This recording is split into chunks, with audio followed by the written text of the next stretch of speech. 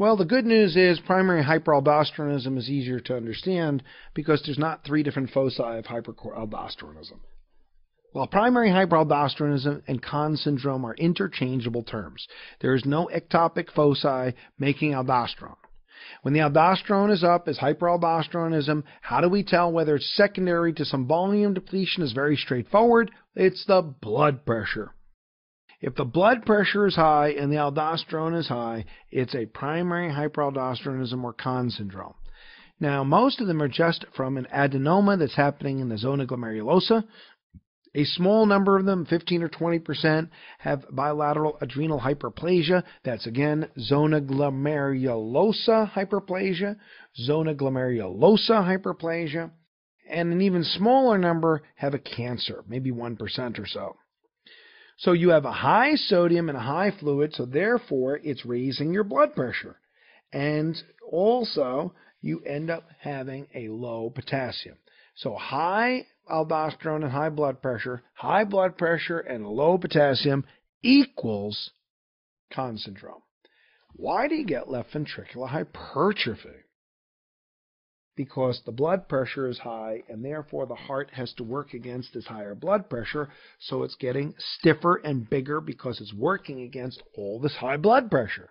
So high blood pressure of any kind can cause left ventricular hypertrophy. All that extra afterload is causing left ventricular hypertrophy.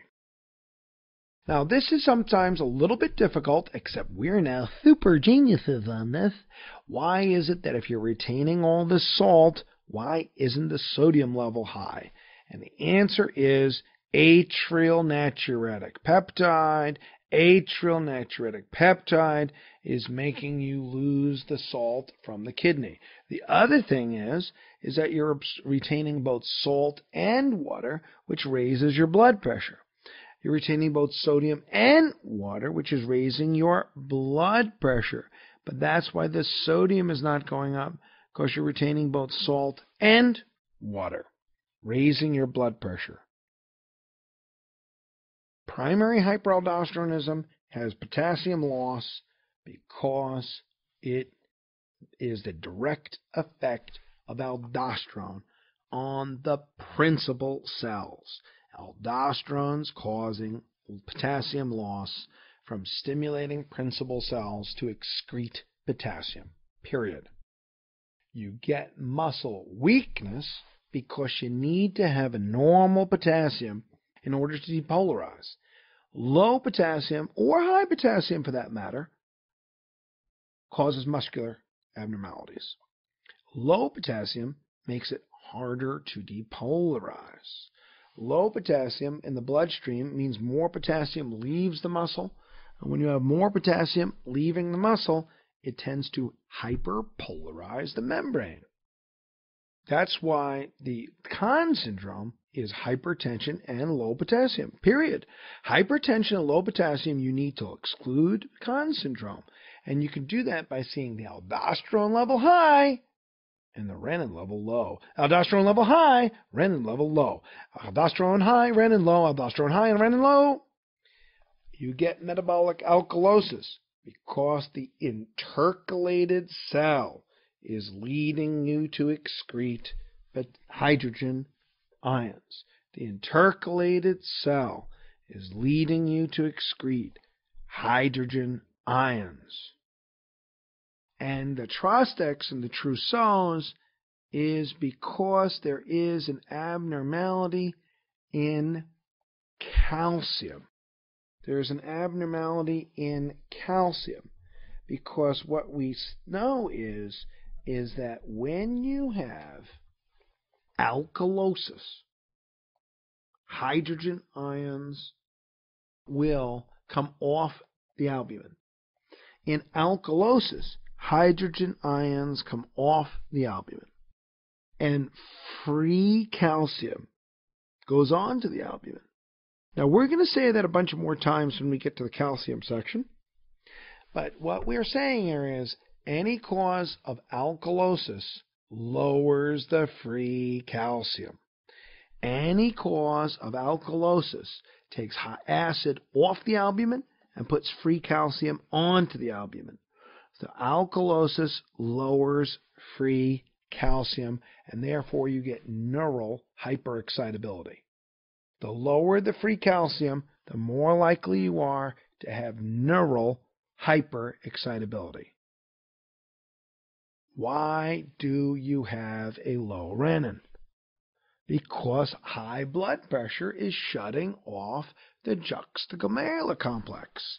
High blood pressure is shutting off the juxtaglomerular complex, and therefore you have low renin. As a matter of fact, this is the definition of primary hyperaldosteronism.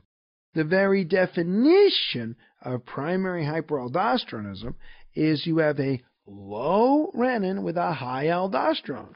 See, all those people who are volume depleted because they're dehydrated or they're on diuretics or because it's hot and sweaty out there in August, they all have a high renin and a high aldosterone. Well, how do we tell the difference? Blood pressure. See, secondary hyperaldosteronisms are from volume depletion, so their blood pressure is low in all of them. Remember that the lower the calcium, the easier it is for nerves to depolarize. The higher the calcium, the harder it is to depolarize. That's why when you have peak T waves and abnormality on EKG because of hypotassium, you give calcium to make it so they don't depolarize.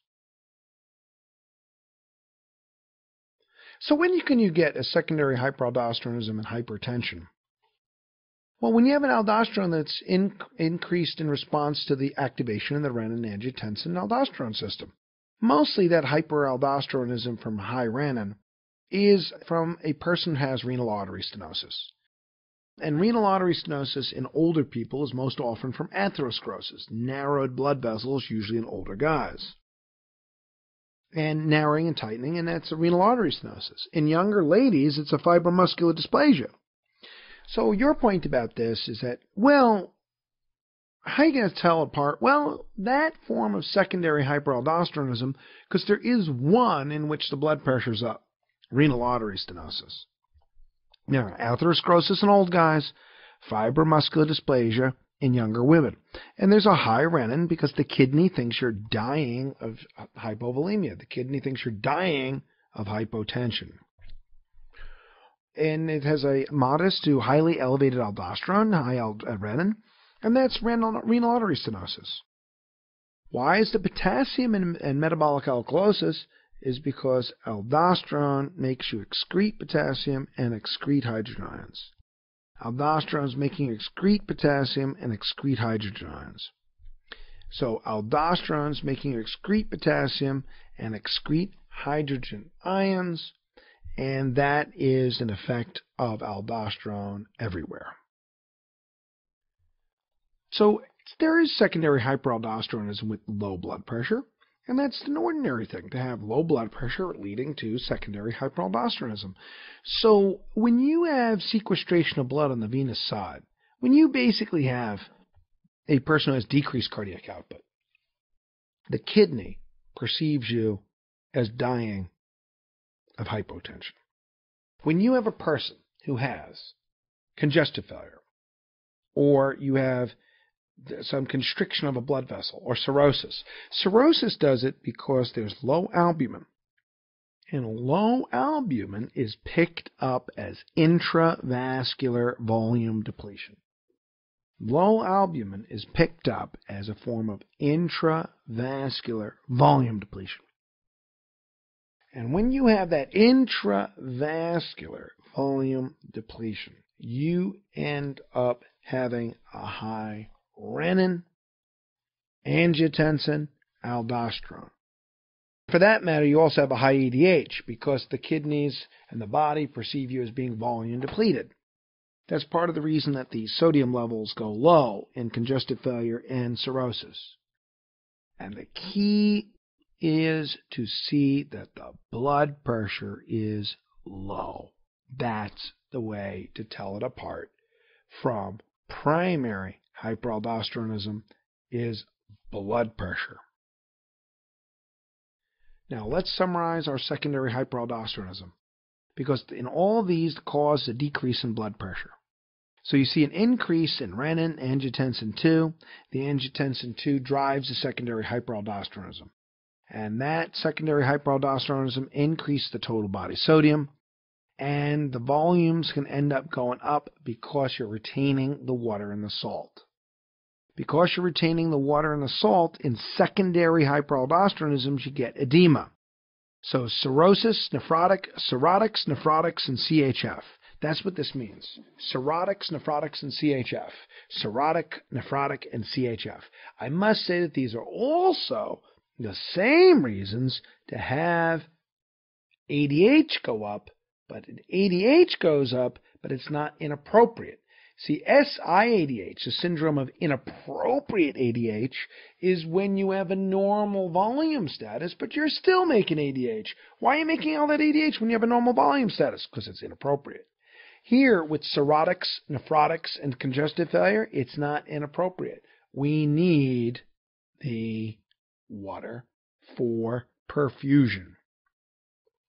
What wins in the body? Sodium levels or perfusion pressure? Which does the body feel you need more? And the answer is perfusion. Because if there's no perfusion, everybody's dead.